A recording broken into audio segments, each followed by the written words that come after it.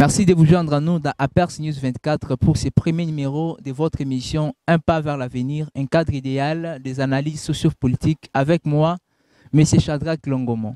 Il est juriste, analyste politique, chercheur en droit, aussi membre de l'Union Fait la Force, l'IFF en sigle. M. Shadrack, bonjour. Bonjour, monsieur le journaliste. Soyez le bienvenu. Merci. Ok, nous allons analyser des discours récents du président de la République tenus le 6 décembre et aussi les 13 décembre. Le président a parlé de beaucoup de choses, mais j'ai la curiosité de savoir pourquoi le président doit revenir sur cette décision de nommer un informateur alors qu'il y a déjà un premier ministre qui est ici au sein de la majorité parlementaire. Pourquoi il doit revenir sur cette décision? Parce que conformément aux dispositions de l'article 78 de la Constitution, le Premier ministre est ici au sein de la majorité parlementaire. Pourquoi il doit revenir sur cette décision de nommer un informateur? Oui, merci beaucoup, monsieur le journaliste, pour cette très belle question. D'entrée de jeu, je dirais que quand vous dites pourquoi le président de la République doit-il revenir à la nomination d'un Premier ministre, aussi longtemps que nous avons déjà un Premier ministre en place, aussi longtemps que nous avons une certaine majorité dont vous évoquez tout de suite, je ne sais pas, vous faites allusion à quoi. Heureusement que vous avez fait allusion à l'article 78, qui est une loi suprême, un article qui consacre cela. Et laisse-moi te dire déjà que dans le prérogatif du chef de l'État, il lui est acquis, il lui est reconnu de pouvoir nommer un Premier ministre, voire même un informateur. Vous avez dit que nous avons un Premier ministre issu d'une majorité parlementaire. Voilà. Je ne sais pas de quelle majorité dont vous parlez. FCC. Oh là là. Quand vous parlez du FCC, si cette classe politique était majoritaire, je me demande en ce stade où serait Mabunda. Parce que Jani Mabunda est élu d'un suffrage. Mabunda est élu au sein de cette majorité. En fait, si vous parlez de la décision de Mabunda, alors comment vous pouvez parler de la décision? Parce que Mabunda n'était pas laissé à être destitué. Non, je parle du bureau. Il y a Kaboun. Je parle du bureau. Je parle du bureau. Je parle du corps tout entier. Je ne parle pas de Mabunda comme étant individu. Je parle du bureau Mabunda. Parce que c'est elle qui était la présidente, c'est elle qui chapeautait, c'est elle qui était la miroir de ces bureaux. Et quand vous parlez que pourquoi le président doit-il revenir? Autrefois, ils étaient en coalition entre l'FCC et puis les CACH. Ils étaient en coalition. Laisse-moi te dire qu'en ce stade où nous sommes, la coalition n'existe plus. La coalition est abolie. C'est tout à fait normal et logique que le président de la République constate que maintenant, là, quand on était ensemble, on formait une majorité. Mais maintenant qu'on n'est plus ensemble, pourquoi ne pas revenir en arrière et puis nommer un informateur et puis identifier une majorité? Pourquoi pas? Cela lui revient et cela est dans ses prérogatives. Pourquoi pas nommer?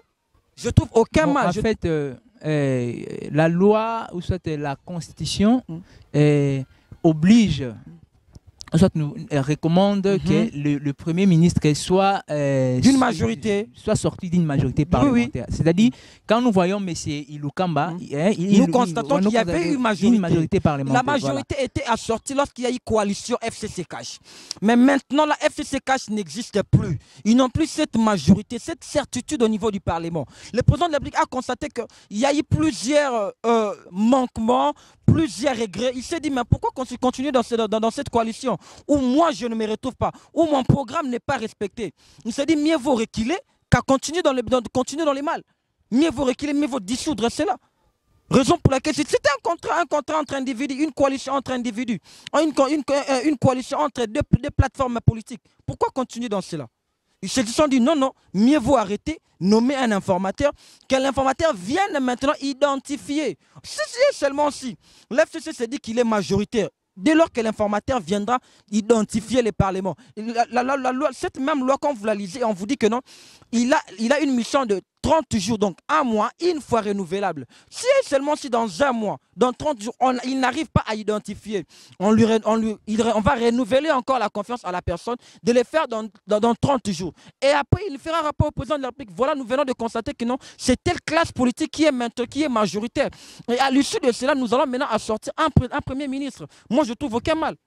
C'est légal. Le président de la République, la loi lui donne les prérogatives de nommer un premier ministre. Mais pourquoi il ne l'a pas fait? Pour ne pas tomber dans l'inconstitutionnalité. Si seulement il s'était dit d'un bon matin, il s'est dit, bon, dès aujourd'hui, je vais nommer un premier ministre. Il y aurait des juristes qui passeront dans des chaînes de télévision, dans des plateaux de télévision, pour dénoncer que non, le président de la République a violé la loi. Le président de la République, comment est-ce qu'il a pu nommer un informateur, un premier ministre, sans pour autant nommer un informateur, sans pour autant identifier les parlements, sans pour autant identifier. Ils allaient tout dire. Il s'est dit non, nul n'est au-dessus de la loi. Je vais respecter la loi. Je vais marcher sur les bons chemins. C'est un monsieur applaudi. Il n'avait pas respecté la loi. Non. Un moment, Iluka, mais il n'avait pas respecté la loi. Il avait respecté la loi parce qu'ils avaient atteint le quota de 250 plus 1. C'est ça la majorité. Avoir 250 plus 1 au Parlement, c'est ça ce qui fait la majorité. Quand vous pouvez constater le nombre, l'effectif des députés du FCC, ainsi que l'effectif des députés du CACH, ils avaient atteint le quota de 250 plus 1. Mais en ce stade où nous sommes, quand les députés du CACH se retirent et qu'on peut compter les députés du FCC, ils n'atteignent pas le 250 plus 1. Ils n'ont pas cela, 250, 251 plus 1, 250 plus 1. Ils n'ont pas atteint le quota. Il y a combien de sièges au Parlement? Il y en a 500. 500, mais comment vous parlez des 250 plus 1? Et quand je parle de 250 plus 1, je fais allusion à 500 divisé par 2 qui fait 250. Et une fois que vous avez un seul député de plus, automatiquement vous êtes supérieur. Vous avez 250 plus 1, 251 députés. Vous êtes majoritaire. Or, le FCCD vous faisait allusion, je ne sais pas, vous parlez du PPRD, vous parlez du PALU, vous parlez de quoi? Je ne sais pas. S'il faut parler du PPRD, je vous dirais que le PPRD n'a pas 250 députés plus 1. Non, ils n'ont pas 251 députés. Le PALU n'a pas 251. C'est une plateforme politique. Mais je ne refuse pas. Le FCC entier. Qui regroupe plusieurs partis politiques. Le corps FCC, le corps FCC n'a pas 205. Ils n'ont pas 250. Les mariages, c'est entre les FCC et mais maintenant, là, le mariage est dissous. Le mariage n'est plus. C'est un mariage des coalitions. Mais maintenant, la coalition n'existe plus. Mais vous parlez de la... Nous parlons de la majorité parlementaire. Mais maintenant, là, il y avait majorité parlementaire dès lors qu'il y avait coalition. Ils avaient atteint le quota de 250 plus 1. C'est ça la majorité au Parlement. On ne se dit pas qu'on est majorité au Parlement parce que j'ai 15 députés qui parlent bien français, j'ai 20 députés. Quand ils se mettent à parler, on constate que non, ce sont eux qui parlent. Non, on constate qu'on a la majorité parlementaire dès lors qu'on atteint le quota de 250 plus 1. Une fois qu'on n'a pas ce quota-là, on n'a pas la majorité. C'est comme moi, je pouvais me dire qu'en 2023, je peux créer une plateforme politique, une plateforme électorale. Mais dès lors qu'au Parlement, je n'obtiendrai pas 250 plus 1, je ne dirai pas que j'ai la majorité au Parlement. Je ne dirai pas cela. Le FCC n'a pas la majorité au Parlement.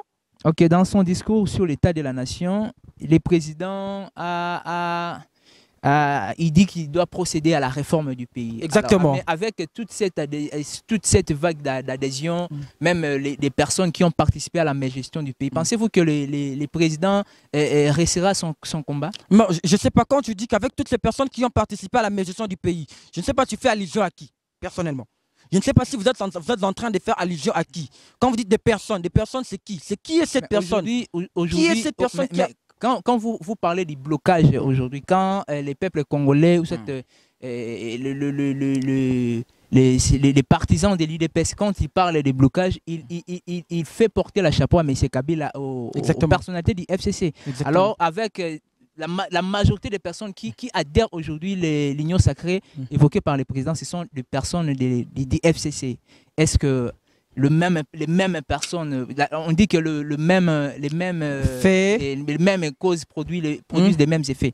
Avec ces gens, les personnes-là, pensez-vous que le président réussira? Je vais entrer dans ta logique pour te dire une chose. La seule différence qui fait entre nous et eux, l'heure de leur gestion, est qu'à notre époque, maintenant, là, il y a un état de droit. La justice, elle est là. La justice, elle est permanente. Qu'est-ce que vous appelez l'état de droit? Non. Je vais d'abord rester dans ta logique. Oui. Qui dit que non, ce sont les mêmes personnes qui ont détruit les pays, qui ont fait quoi que ce soit, selon ce que tu viens de dire. Mais en fait, quand vous parlez de l'état de... Nous sommes dans un état de droit. Mais c'est Kabila circule librement et il y en a je ne sais pas qui ont participé à la je ne sais pas quand vous parlez de M. Kabila circule librement, qui a porté une plainte, qui a chargé M. Kabila devant les instances judiciaires compétentes à pouvoir juger M. Kabila, et on ne l'a pas fait. Moukouna l'a fait. Mais il faut lire la loi portant statut des anciens chefs d'État avant de parler de qui que ce soit. Le mal est que les gens ne lisent pas. Les gens se lèvent un bon matin pour se faire du buzz. sur Facebook, partout dans des réseaux sociaux, dans le plateau de télévision, ils ne lisent pas. Avant de porter une certaine personne plainte devant les instances judiciaires, il faut connaître quelle est la notoriété que la personne porte, quelle est la qualité que la personne a. Aujourd'hui, au Congo, nous avons consacré deux poursuites, des principes. Il y a les principes d'inopportunité des poursuites, ainsi que les principes d'opportunité des poursuites. M. Kabila, non seulement qu'il jouit de ses prérogatives du principe d'opportunité des poursuites, mais il a aussi la casquette comme étant sénateur et président à vie. Que dit la loi? Qui le consacre, qui le garantit cela? Que dit la loi? Il faut interroger cette loi. Il faut interroger comment arrêter M. Kabila. Comment porter plainte face à M. Kabila. Dès lors que tu ne lis pas, tu tombes dans le jargon quinois. Que non, voilà. Non, non, non, non. Je ne veux pas qu'on aille au-delà ou qu'on aille de l'autre côté. Nous, ce qui est là, nous constatons que nous, avec nous, on peut travailler avec toi qui fus du FCC ou du quoi que ce soit. Avec nous, si quand tu gères mal la chose publique, c'est l'État, c'est la justice qui se charge à toi. En fait, au Congo, c'est comme s'il n'y a que l'appellation qui change. Parce qu'hier, on avait parlé de la cohésion nationale, on avait parlé des 1+4, accord de l'OIA, accord de Saint-Sylvestre. Aujourd'hui, nous parlons de l'union sacrée. Monsieur le journaliste, même la Bible dit, seule la justice élève une nation. Seule. La justice élève une nation. Quand vous parlez des 1+4, accord Sensa, les contenus restent toujours le même. Non, non, non, non. Ici, on change juste la forme. Ce qui a tout à fait changé, on n'a pas changé la forme, on a aussi changé les fonds. Avec nous, je crois que vous êtes Congolais. Je présume jusqu'à présent que vous êtes Congolais. Vous avez vu comment est-ce que les directeurs du cabinet du chef de l'État être mis à la place devant le juge et être arrêtés, jugés comme tout le monde. Lorsque nous voyons Pius Mobile, lorsque nous voyons Jean-Claude, mais c'est un Congolais, je trouve aucun mal. Je trouve aucun mal de travailler avec ces Congolais. Ce sont des mêmes personnes. Si seulement ils remplissent les profils, ils ont les profils de diriger, ils ont les profils de gérer la République. Je trouve aucun mal de travailler avec ces personnes que vous citez. Je trouve aucun mal. Ce sont des personnes que vous avez condamnées, des personnes. Non, non. À leur époque, lorsqu'ils ont dirigé avec leur gestion, il n'y avait pas d'état de droit. Il y avait l'impunité. Mais à cette période où nous sommes, nous avons vu, tous nous avons vu comment est-ce que le directeur de cabinet a été mis à la place publique. Comment est-ce qu'on a jugé le directeur de cabinet aussi au vu de tout le monde? Sans complaisance, les directeurs de cabinet. Tu veux me dire qu'à l'époque, M. Némi Moula ne pouvait être jugé de la sorte? Non. Mais on a vu comment est-ce que M. directeur de cabinet, M. Vital Kamerhe a été jugé. C'était pas un procès politique. Mais si c'était un procès politique, on devait les juger. On devrait les juger par rapport aux accords politiques. Mais on l'a jugé par rapport à la loi congolaise, monsieur le journaliste. C'est la loi congolaise qui l'a sanctionné. Alors que M. Kamerhe n'a nulle part été prouvé qu'il était coupable. Nous sommes en matière pénale. En matière pénale, ce n'est pas le preuve seulement qui compte. En matière pénale, c'est l'intime conviction du juge. Donc tu dois convaincre au juge que non, je ne suis pas porteur du fait qui m'a été incombé. Je ne suis pas porteur, je ne suis pas responsable. C'est l'intime conviction du juge. Nous sommes au pénal. Il avait toutes ces pièces. Mais il devrait nous... Non, nous sommes au pénal. Nous ne sommes pas en matière civile, monsieur le journaliste. Nous sommes au pénal. Certes, tu peux porter des preuves. Tu peux avoir. Mais c'est l'intime conviction. L'intime conviction ne signifie pas que non, c'est le juge qui... Le juge doit dire la religion. Non.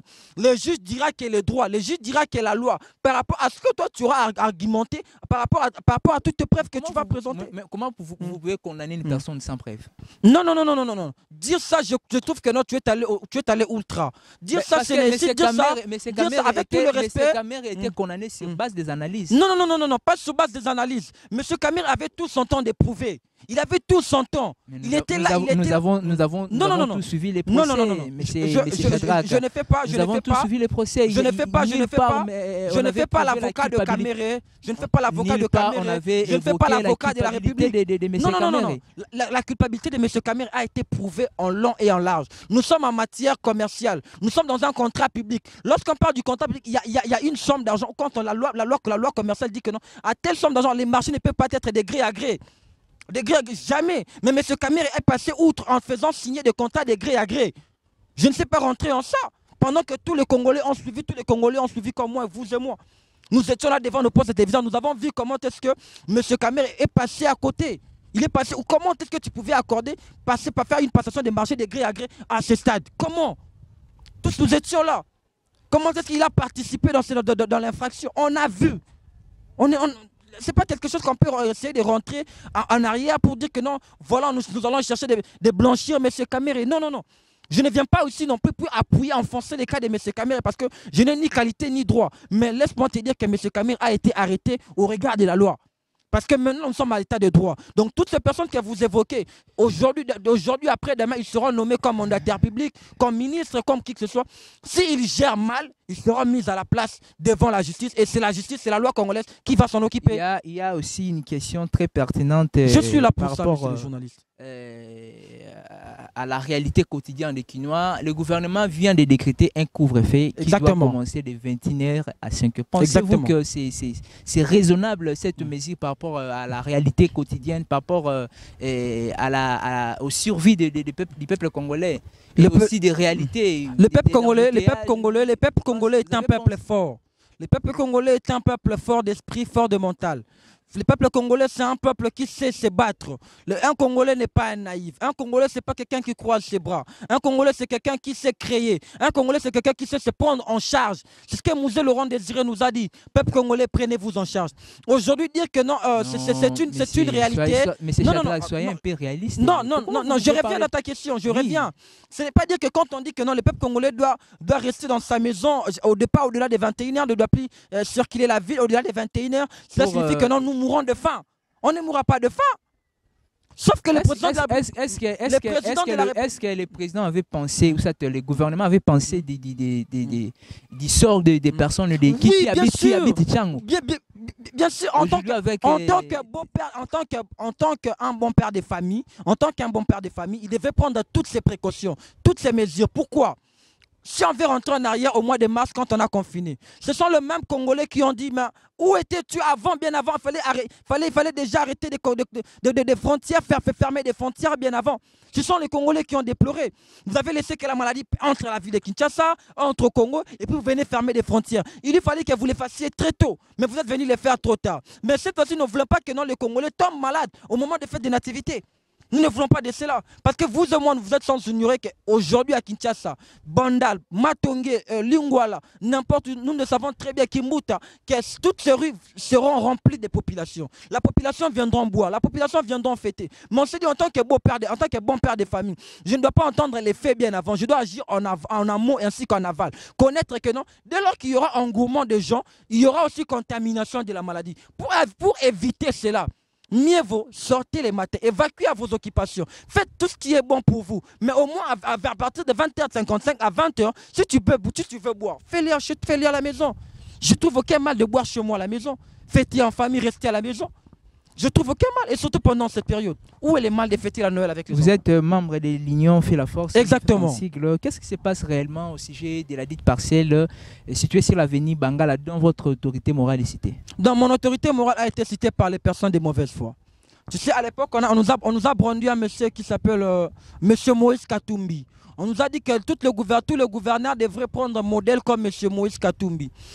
À l'époque, si on pouvait parler d'un seul gestionnaire, d'un seul mandataire public qui avait très bien géré à son époque, c'est M. Constantin Benguele. Là, il n'y a pas de débat. Tu peux faire un micro-trottoir en ville, demander à tous les agents de l'entreprise, ils vous diront que non, ce monsieur a très bien géré l'entreprise. Et aujourd'hui, venir dire que ça, ce sont des faux fouillants. Et toutes ces personnes, ils sont venus par rapport à nous dire que non. M. Katumbi n'était qu'un Italien. Aujourd'hui, de la même manière, ils sont en train de manquer des arguments. Comment saluer M. l'honorable Constantin Benguele et venir dire que non, c'est lui qui a spolié cette parcelle. Ce n'est pas normal. Déjà, nous sommes dans un contrat de vente. Pour pouvoir affirmer que non, c'est telle personne ou telle personne qui a contracté ce contrat de vente, il faut qu'il y ait un acte de vente signé par la personne compétente de pouvoir vendre ou spolier l'immeuble. Dites-moi, est-ce que ces gens ont-ils brandi l'acte de vente signé par l'honorable Constantin Benguele? Non, mais je ne sais pas. Déjà, laisse-moi te dire, monsieur le journaliste, c'est un monsieur responsable, un monsieur qui a ses deux pieds sur terre, c'est un notable. À mon avis, je souhaiterais que toutes ces personnes viennent retirer, demander pardon au peuple congolais. Parce qu'ils ont mis le peuple congolais dans un pétrin où ils ne savent pas. Ils ont mis le peuple congolais dans une école où ils ne sauront jamais le sortir. Je vous ai dit tantôt que le FCC n'est pas un modèle. En FCC, quand tu manges aujourd'hui, le matin, le soir, il vient te créer un nom, il vient te créer une histoire juste pour salir ta personnalité. Et avec M. Constantin Benguele, laisse-moi vous dire que non, nous ne laisserons pas passer ces effets. Nous ne laisserons pas passer ces dires. Parce que dès lors que ce monsieur reviendra encore à la place publique, reviendra encore aux médias, nous aussi, nous reviendrons aux médias pour pouvoir démontrer que ce qu'ils disent, ils sont en train de faire du bruit inutilement. Nous sommes en train d'avancer à l'union sacrée. Le peuple congolais regardait l'union sacrée. Les peuples congolais sont en train de voir comment est-ce que serait le nouveau gouvernement. Qui sera les vice, qui sera le premier ministre, qui sera le président de l'Assemblée nationale, qui va diriger les pays demain, qui seront tels ministres, qui va occuper tel ministère. C'est ça où le peuple congolais est. Le peuple congolais n'est plus dans le débat de la rue, qui Jibé, Ouera et tout. Le peuple congolais n'est plus là. Le peuple congolais a besoin de celui qui viendra remplir le panier ménagère. Nous sommes en train de parler de l'affaire de la parcelle située. Si, ces gens n'ont qu'à porter un acte de vente. Ces gens n'ont qu'à porter un acte de vente. Ils veulent distraire la population. Ils sont là en train de distraire la population. L'autre fois, ils sont venus avec l'affaire Minembwe. On les a mis de côté, on les en a balayés. Ils veulent encore maintenant salir M. Constantin. Ça, on ne laissera pas passer, je venais de le dire tantôt. On ne laissera pas passer. Dès lors qu'ils apporteront un acte de vente, M. Constantin Benguele, il a une adresse connue, il a une résidence connue à Kinshasa. Ils n'ont qu'à saisir les instances judiciaires. Et lui, de notre part, il y a des avocats qui viendront, qui iront répondre à cet appel. Ok, nous courons derrière les temps, nous sommes presque à la fin de notre émission. Et quel serait votre dernier mot à tous ceux qui vous suivent en ces moments? Mon dernier mot déjà, je m'en vais tout droit. Vous pouvez regarder je m'en vais tout droit, mon caméra centrale c'est celle-là. Ce qui est certain est que je m'en vais tout droit à m'adresser au peuple congolais. Peuple congolais, nous sommes en train de traverser une période très critique. Nous avons traversé des moments de 18 ans de galère, 18 ans de famine, 18 ans de maladie. Nous avons traversé une période qui n'était pas bonne, qui ne faisait pas beau vivre au Congo. Mais maintenant, nous sommes en train de voir comment va fleurir les Congolais. Comment va fleurir le Congo, allais-je dire. Nous sommes en train de voir comment est-ce que les enfants d'Israël sont en train de traverser la mer Rouge. Comment est-ce que nous sommes en train d'aller vers le Canaan. Tous main dans la main en soutenant les chefs de l'État. Monsieur Félix-Antoine Tshisekedi, qui est notre fils, qui est le fils du Congolais, le fils d'un Congolais que tous nous connaissons. Un partisan, un militant d'État de droit. Une personne qui a passé toute sa jeunesse pour militer face à l'État de droit. Et aujourd'hui, nous avons cette personne à la tête du pays. Chers Congolais, de partout vous êtes, de partout vous nous suivez, soutenons à 100% l'action du chef de l'État. Bientôt là, nous aurons un gouvernement d'union sacrée. Soutenons à 100% ce gouvernement. Parce que grâce à ce gouvernement, laissez-moi vous dire que tout ce que nous avons désiré, tous nos désirata, nos prorata seront requises, seront mises à notre portée et tous nous serons contents, main dans la main. Comme le dit notre hymne national, dressons nos fronts longtemps courbés. Cette fois-ci, nous avons dressé nos fronts et longtemps courbés. Cette fois-ci, nous allons léguer un Congo plus beau qu'avant au très cher beau Congolais. Je vous remercie, monsieur le journaliste. Okay, merci à vous tous pour votre attention. Et nous sommes à la fin de notre émission. Ça nous rend tellement fiers de savoir que vous étiez nombreux à nous suivre. Veuillez surtout vous abonner sur notre chaîne Apers News 24 et nous nous retrouvons la prochaine semaine, prochain numéro. Merci. Merci.